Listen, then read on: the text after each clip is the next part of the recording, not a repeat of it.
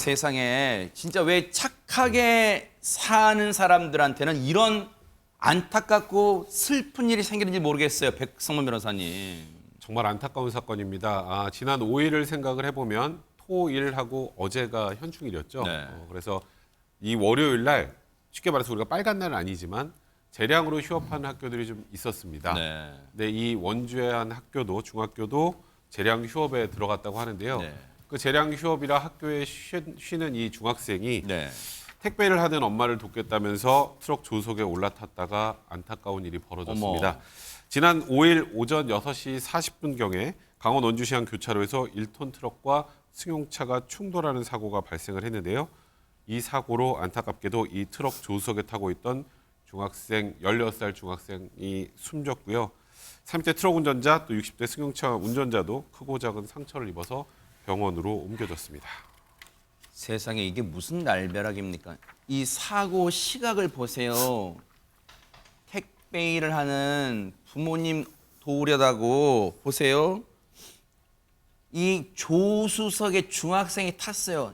이 시각이 전현평론가님 사고 시각이 오전 6시 40분, 새벽 6시 40분. 세상에 얼마나 기특하게 엄마도 올려다 이게 뭐예요 이게 진짜 세상에. 중학생 아들 16살이면 한참 게임 좋아하고 또 연휴 기간이라 친구들이랑 여행 가고 싶은 마음도 있었을 텐데 그러니까요. 새벽에 일어나서 엄마 일을 도우려다가 이런 참변을 당해서 뭐 보시는 분들도 소식 전해드리는 저도 너무나 마음이 아픕니다. 당시 사고 상황이 담긴 영상이 있는데 세상에. 같이 한번 보시겠습니다. 1톤 트럭 한 대가 좌회전하기 위해 서서히 교차로에 진입을 합니다. 네. 그런데 그 순간 반대편에서 어머. 승용차가 빠른 속도로 달려와 어. 그대로 트럭을 들이받았습니다. 아이고. 1톤 트럭은요, 사고 충격으로 인해서 조수석 문이 열린 채로 멈춰 섰습니다. 세상에 아이고 세상에 저 승용차가 얼마나 빠른 속도로 그리고 저 트럭에 그냥 모든 이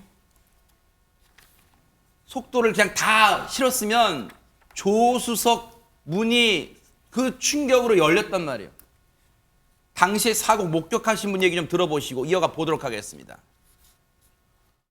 거리가 상당하고 그게 이제 파란불이 확인되기는 하는데 좌회전 신호가 깜빡거리는 바람에 의혹을 또 불러일으킬 수 있어서 블랙박스도 확인하고 저쪽 운전자 저 다인 진술도 듣고 이래야 이제 최종 확정을 하는 거죠.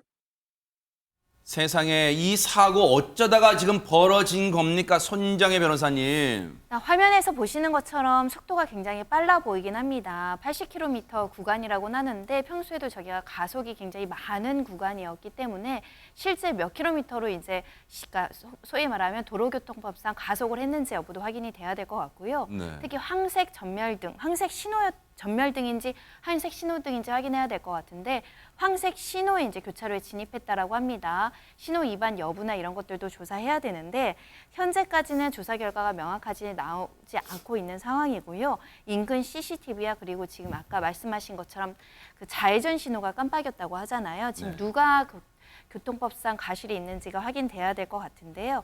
어찌됐든 조금 황색 신호를 보고 속도를 조금이라도 줄이고 서행 운전을 했다라면 저런 사고를 막지 않았을까 너무나 안타까운 사고입니다. 하하.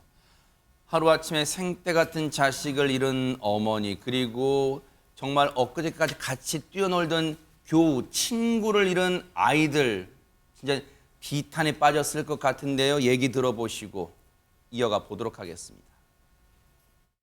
평상시에도 주말에 엄마 아빠 일을 많이 도왔나 봐요. 착한 학생인데 참.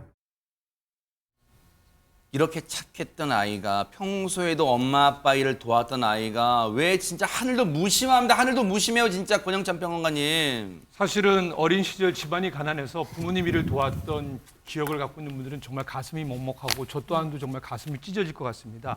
사고로 숨진 이 중학생의 안타까운 소식이 학교에 전해지자마자 숨진 학생이 다니던 학교도 정말 슬픔에 잠겼습니다. 아유. 학교 교사와 교우들은요. 정말 숨진 학생을 모범생으로 이야기를 했고요. 또 학교 관계자는 평소 교우 관계도 원만하고 누구보다 착한 학생이었다. 또 누리꾼들은요. 솔직히 다른 애들은 자는 시간에 어머니 돕기 위해서 나선 아이의 사고에 마음이 아프다라는 게 왜냐하면 저 나이에 한참 게임하고 놀 나이고 맞아요. 친구들이랑 떠들 나이거든요. 그런데 또 이 한 분은 뭐냐면요. 어머니 돕기 위해서 나선 아이잖아요. 근데 또 남은 가족들이 혹시라도 나 때문에 우리 아이가 하늘나라로 간 게 아닌가 해서 너무 자책하지 말고 이 위기를 잘 극복했으면 좋겠다고 위로를 보내셨습니다. 맞아요. 그래서 진짜 조영은 원장님 다른 분들의 지금 보는 저희도 너무 안타깝고 진짜 막 가슴이 아픈데 당시에 운전석에서 바로 눈앞에서 자식의 죽음을 지켜봤던 어머니 앞으로 평생 어떻게 살아갑니까 세상에 진짜. 그렇습니다. 지금 소식을 전하면서 저도 정말 마음이 먹먹한데요. 말 안 듣는 아이도 다치면 가슴에 피가 나는 것이 부모 심정 그렇죠. 아니겠습니까? 근데 이 쉬는 날 엄마를 도와주려고 나온 우리 아들이 사고로 목숨을 잃었으니 어머님 그 심정이 정말 오죽하시겠습니까? 아마 그러니까요. 장이 끊어지는 고통을 겪고 계실 것 같은데요. 지금 어머님께서 사고 당시 충격을 재경험하실 뿐만 아니라 상당한 죄책감을 안고 계실 것 같아요. 근데 상실과 애도에 대한 심리학 연구들은요, 이 상실의 고통이 쉽게 사라지는 것이 아니고 이 심리학 교과서에서 나온 것처럼 일정한 순서에 따라서 이것이 녹아 없어지는 것이 아니라 평생 갈 수 있는 아유. 깊은 고통이다라고 이야기를 하고 있습니다. 자기만의 온전한 애도 과정을 밟으셔야 될 것 같고요. 이 그립고 아픈 마음을 좀 온전히 다독여 주셨으면 하고 제가 아드님의 마음을 좀 공감했을 때 꼭 전하고 싶은 말이 있었어요. 아마 아드님이 하늘에서 엄마 잘못이 아니에요. 아이고. 엄마가 행복하게 사셨으면 좋겠어요. 이런 말을 전하고 있는 걸 제가 느꼈고요. 정말 깊이 애도의 마음을 전하겠습니다. 그러니까요. 아마 조영은 원장님 말씀처럼 하늘나라에 있는 아드님이 진짜 그렇게 외치고 있을 거예요. 이 어머님 정말 자신의 잘못이라고 절대 자책하지 마시기 바랍니다. 그리고 일단 쾌유하시고요. 정말 다시 아드님 보란 듯이 힘을 내서 살아내시길 정말 기원해 보도록 하겠습니다. 너무너무 가슴 아픈 사고였습니다. 보고 계십니까? 대박 사건. 네, 안녕하십니까? 김명준입니다. 여러분과 함께하는 뉴스파이터. 다양한 소식과 뉴스를 보고 싶으시면 화면 오른쪽을 꾹 눌러 구독해 주시길 바랍니다. TV로도 유튜브로도 여러분께 한 발 더 다가가겠습니다. MBN 뉴스와 뉴스파이터를 사랑해 주셔서 고맙습니다.